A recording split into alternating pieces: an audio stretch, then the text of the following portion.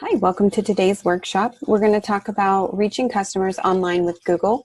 My name is Terry, and I'm hosting this online class to share a little bit of information with you about some of the features and tools that Google has.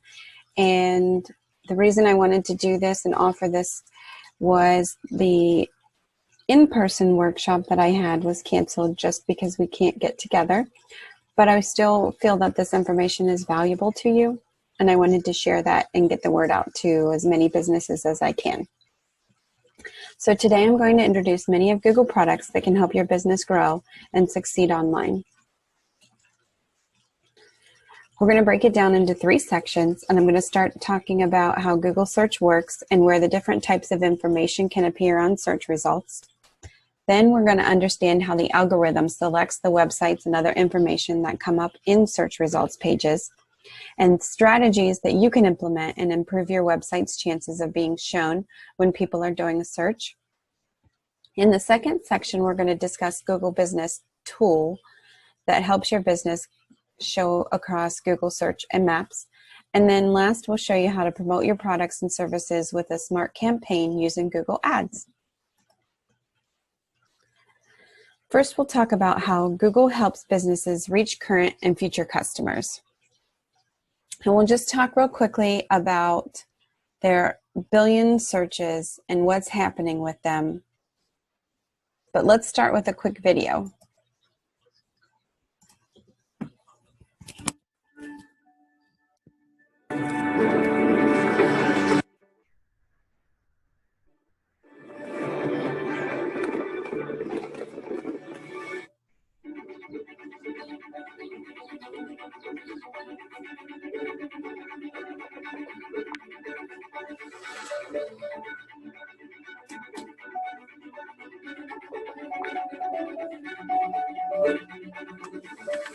Does it work?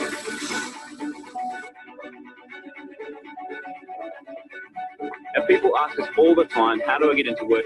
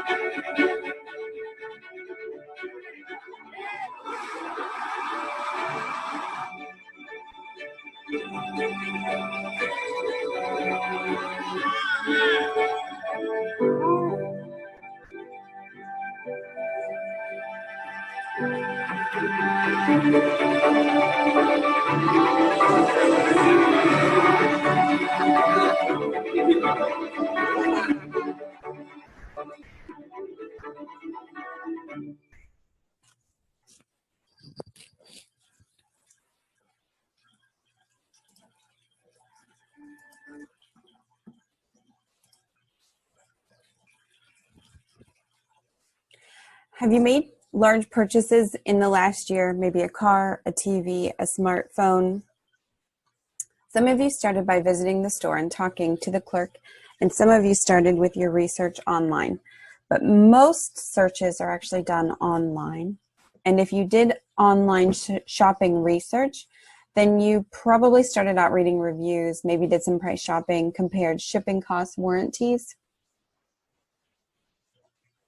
Basically, right now, the place that we're at is reducing in-store interaction, in-person interaction. And so that number of 1 billion searches happening is probably going to double if I had to guess right now with the world the way it is. But things still have to happen in local stores. So keeping that in mind, we'll talk about how our message can be created and how do we connect with the people at the time that they need it. So the first thing that you understand when you're doing a Google search is that you don't actually search the entire web. You're searching Google's index of the web. Think of the web as a growing library filled with billions of books, and those books represent the website, and the pages of the book represent the pages of your website. but there's no card catalog, no central database, and people aren't just searching for the websites. They want to find specific information inside those websites, like individual pages and resources. So how do we find anything? It takes all of the content on your website, and Google's job is to read the book, categorize the pages, and help searchers find information on these pages. Google finds the information, like sorting through all of the sites, and puts them together, and they use what's called their Google bot or Google crawler, and it goes from page to page to page, indexing all of your information on the website. So every time a person does a search in Google, the search is looking for information stored and organized in the index, and it brings back all of the results related to what your search is. In the snap of a finger, that's about a second, there's 40,000 searches done. And that's when the Google algorithm kicks in, and there are signals that it looks for and criteria as to what it brings back to show in these websites here. So what makes your website stand out? There's things that Google will look for, such as the age of your website, the relevance to the search query, whether it provides a good user experience, and the flow of information on the website. And the best result will be the one that shows up at the top of the page. So let's take a look at an example of a search result page. When someone searches on Google, they look for a phrase or ask a question, and that gives them the search query of the information they need to bring back to you. So Google's job is to show the most relevant information on the search result page to the searcher, so that way the consumer finds exactly what they're looking for without taking up their time. So here we've broken down what happens on a search result page so you know exactly what we're looking at. We've got our URL, which is the web page. Page titles. So if you have something about how to tie your shoes, for example, then the page title would be here. If the search query was, how do I tie my shoe? The blue would be howtotieYourShoe.com. This one would be how to tie your shoe for beginners. And then there's a page description in this section, this third section right here, of what to expect when you get on the page. This section is the business profile. So if this was a store or a tutor, some kind of business that was related to the search query of how to tie our shoes, then that's the information that shows up over here. And we'll talk about that in just a minute. Now, if there are ads or something that's related to the search query, so how to tie your shoes, tool, how to tie your shoe book, anything that somebody is selling related to the search shows up here. And then ads, if you have the best shoe tying class in New Jersey and you're paying ads, you'll show up over here. But I want you to also know that the ability to segment and filter out our search results happens up here. So if somebody wanted to get directions to your business that would teach them how to tie shoes, they can filter you out in the maps. If there's news related to the topic, the newest way to tie shoes and blog articles will show up. If we filter out news, images, they could be step-by-step images on what to tie your shoes, the best shoelaces, what an aglet is, all of those can show up here. And then again, shopping, if we want to find any more about shopping, we'll click that and filter that out here. And then there are more depending on the type of search query. And then we also have this last section, which are searches related to your search query. So you may have asked, what's the best place to buy shoelaces? And then this happens to show up like tutorials on how to tie your shoes, how to replace your shoelaces, the best type of shoelaces.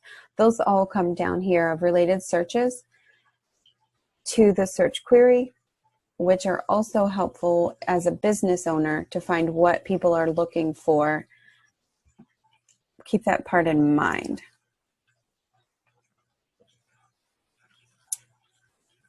So now we have an activity, an organic search result. I want you to open up a web browser and visit google.com. You would just type that up in the bar up here. Search for the words or phrases that surface for your business in the search results. Not your name, but the products and services or answers that people are looking for. And find out if you showed up. If yes, then I want you to take a look at what text appears. How does it look? And where do the clicks take you? Noting that we have page names, descriptions, all of those show up in there as well. If not, who did, and do you recognize them?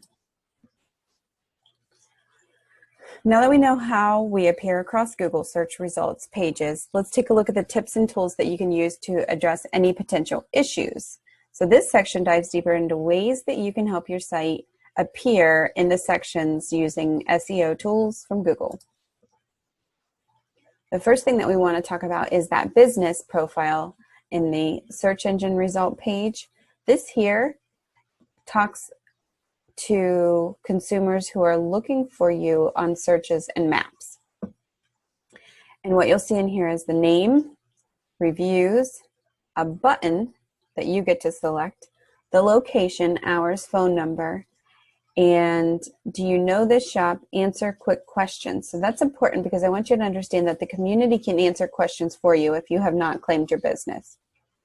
Up here are photos, the maps to get to your place, and then what the outside looks like from street view. Here it is as a search on a phone, which a lot of information is being processed through phones right now. And I want you to understand that from here, they can call, they can get directions and jump in maps and drive directly to your place. Go to your website to learn more about you. They can get updates, reviews, and reviews straight from your business profile and get your address as well. Here's the address, so write this down, google.com/business, and that's going to set you up with your business profile, Google My Business account, to where you can modify. You're already in here, but this way you can modify and take ownership and edit anything that's in here that may be wrong, put information in there that people are looking for, and especially right now, change anything that might need to be changed that's relevant to the situation.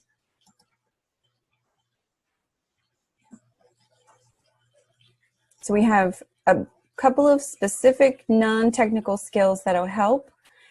And back to the search results, being able to show up here first is our goal. We want to make sure that there are relevant, original content, publish that, something useful, information, clear, and accurate, and those keywords that you typed in when you went to the first activity. Lead with your most important information. So if your goal is to get people to call your business, keep your phone number relevant and prominent. Bulleted lists on your website make text more readable, and there's no rule of thumb of how often you should update your website, but the more often you can get Googlebot coming back to your website, the better. As you publish content, just remember to keep it well organized so that Google understands that, let's say you have Honest Soul Yoga. All of the information under classes is together, and you group all of the information on how to contact us and your menu items on your website. Those are all together. And that helps the algorithm understand the content on your website and navigation. So every page should include title and description. We have Honest Soul Yoga homepage, schedules, location, memberships, and those are all included in here for this website example. The title elements need to be descriptive and specific and accurate. And if you have images on your website, images have an important influence on the appearance and success of your website, but I want you to understand that they need to be clear and in focus and look right, because Google can now grab images from your website and knows what's in those images. So use real photos if you can over a stock photo. That way it's unique and it's yours, not showing up in a search result for images. If we click images on the filter up here and everybody has the same stock photo, you're not really actually standing out. Another thing, to make sure that you use descriptions and alt tags, as well as knowing the size of your image. So if you have a large file for your image, it's going to take a long time for your website to load, and people will bounce after about 3 seconds on their phone if it's not loading. And then also understand that if it's too small of an image and it's made to fill in a section on your website and it has to stretch, it will be pixelated and it won't actually look attractive. So having a large one and how much content and action is going on will affect your load time. And you do want to make sure that you're optimized for a mobile website. And how you check that is on this Test My Site tool. So go to g.co/test my site. And I'll go through a list of free tools that'll help your website have a good online presence. Content is important, load time, optimizing for load time, which is your page load. And then check the speed here on g.co/test my site. And you'll get a report of specific suggestions that you can do, either you or your web designer. And then your search console measures performance of your site. So that address is g.co/search console. That's how the world sees your website. You can see reports that'll tell which queries caused your site to appear in search results, so what people are doing to find you, if your link works well on mobile devices, and that's free. That's g.co/search console. And the last, we have this Google Analytics, which is behavior on your site. So when somebody finally finds you and gets there, what are they doing when they get there? g.co/analytics. And then to wrap up on the tips, let's check out this tool, Google Trends. g.co/trends is the address for that. And when you're in here, you can pick words, Google search phrases, whatever you want to call them, keywords that you would think that people would be using to find you. So we used the last set of tools, found a couple of things that bring people to our website. For the yoga example, there's Vinyasa, Bikram Yoga, Hatha Yoga, and we can compare them. So you'll see this is in blue, and this is the blue correlation. This one is red. That one has a higher trend over time. And this one is in the yellow, which is not as important to searchers.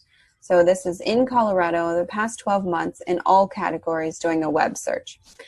And over the past 12 months, you'll see this graph that compares when people are peaking in their search terms online.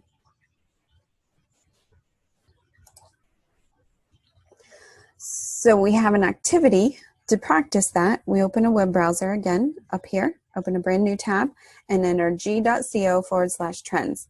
And then think about those words and phrases that are related to your business and compare the results. And when you get the results, I want you to note that if you have a trending industry or there's a peak in something, then you'll want to plan ahead of time for that. And for example, if you're camping, then you'll want to start planning for camping in December, because the peak is when winter hits and people are getting stir crazy and cabin fever, and they just want to get out and go camping. So you're not going to necessarily plan a marketing strategy that is too late. You want to start to look at the trends and use the information in the trending to see if camping is trending. And then you can drill that down and say, well, is that RV camping? Is that motorhome camping? Is that camping at the state parks, and find a little more information about what people are looking for. If you think that camping tents is important to your business, then learn about camping tents and how people are using that. You can also adjust the date range and the location in there, as we just saw, and find other related queries as well to help you start to look at what people are looking for so you can be that solution. Next, we're going to talk about online advertising and a way to reach customers online through ads. Now, this is a business. I'm going to introduce you to Honest Soul Yoga, which we just saw in the examples, a business that was able to grow by using ads strategically. So let's check this out.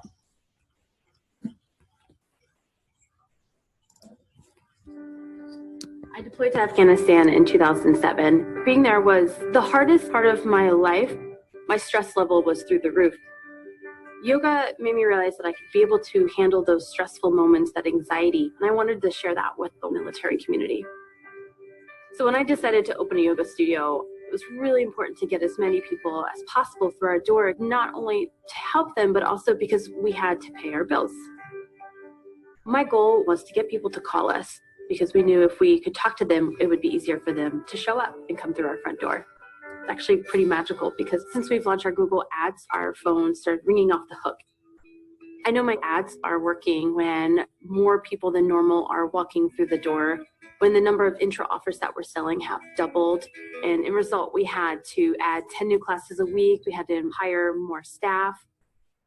What I love about Google Ads is that when I'm super busy at work, I can just check my phone and I can instantly track my results.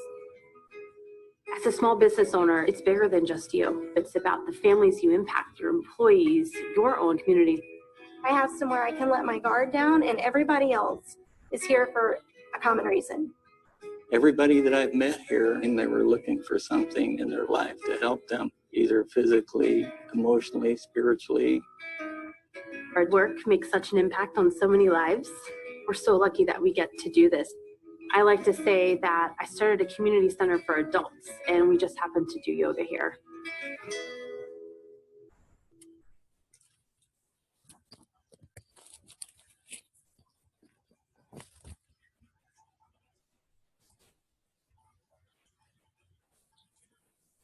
Okay, before we dive into how to set up the Smart campaign, let's review where ads appear. We have the Google Search Network. If somebody does a search query, it shows up down here. We've seen that.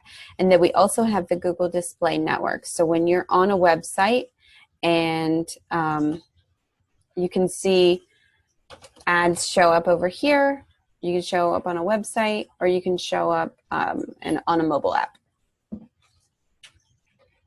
They show images. Your ads may include images from your business listing. With Smart campaigns, they will show up on both search and display networks depending on the goals that you set. The Google Ads system will automatically determine where to show your ads and give you the best choice for success.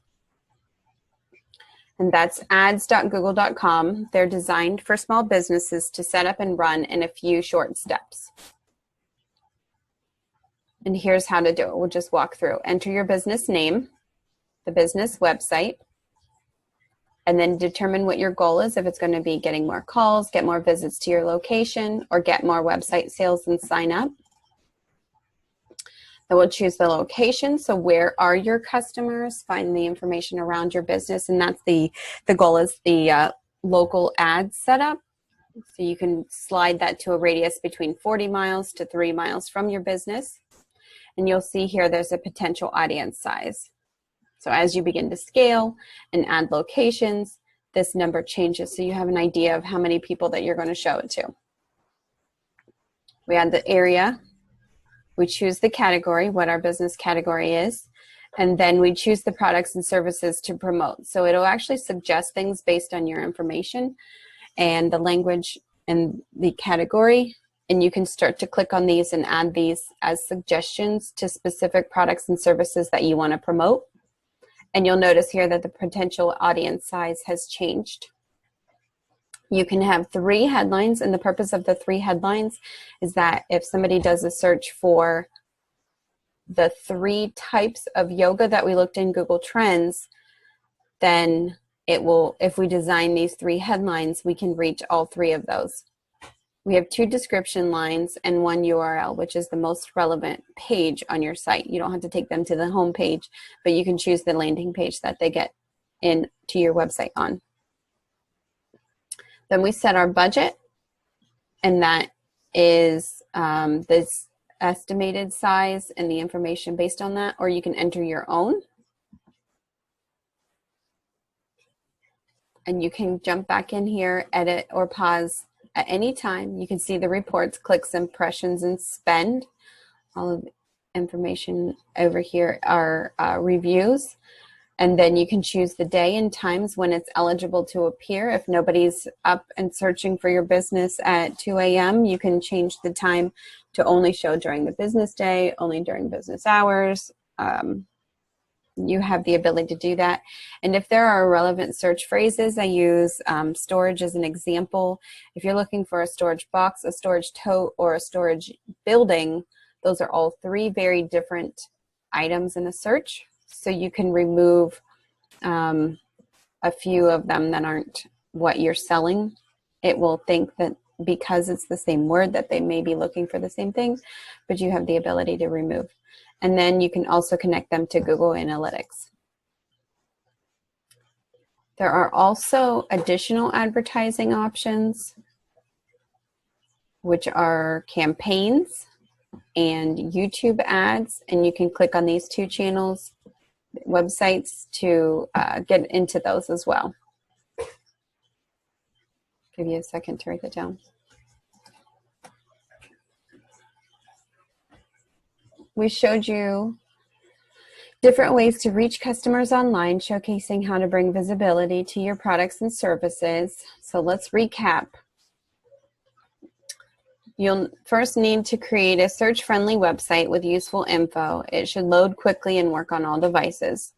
And then explore the resources that are out there, like Google My Business, Test My Site, Search Console, Analytics and Trends, and then consider online advertising to reach customers across Google and other websites. Let me get out of the way here. If you want to learn more about any of the topics, go ahead and screenshot this slide, take a picture of it, but you can also do a Google search as well.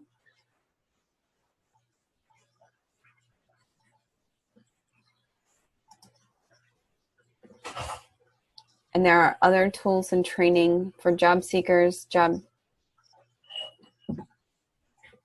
business owners, teachers, students, and developers as well.